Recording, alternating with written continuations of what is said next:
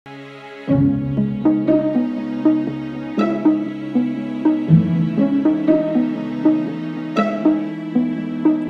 dari mewabahnya virus COVID-19 yang melanda negeri ini, berbagai persoalan dialami masyarakat. Salah satunya pemutusan hubungan kerja, terutama pada industri-industri kecil, rumah makan, dan usaha lainnya yang tak mampu bertahan saat dilakukannya pembatasan sosial berskala besar hingga mengakibatkan maraknya korban PHK.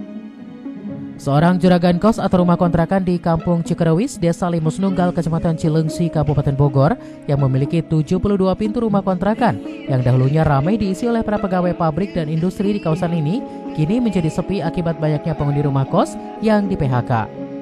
Dari rumah kos ini kini hanya tinggal separuhnya yang terisi karena tidak sempat pulang kampung akibat terbentur karantina wilayah dan PSBB yang melarang mereka untuk pulang ke kampung halamannya.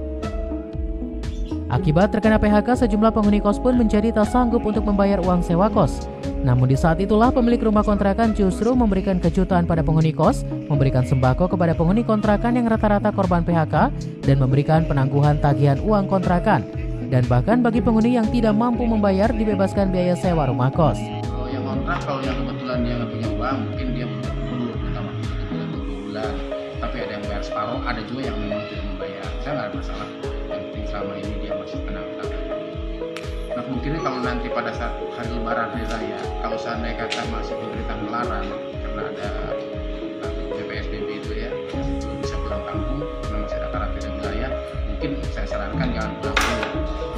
Ini aja pulang ini belum bayar kontrak. Nah, itu kan pemilik kontrakan tidak menekan, istilahnya tidak menekan sampai istilahnya harus bayar atau ditunda atau gimana gitu kan, selama ada uang. Nah, menurut Teteh gimana Teh?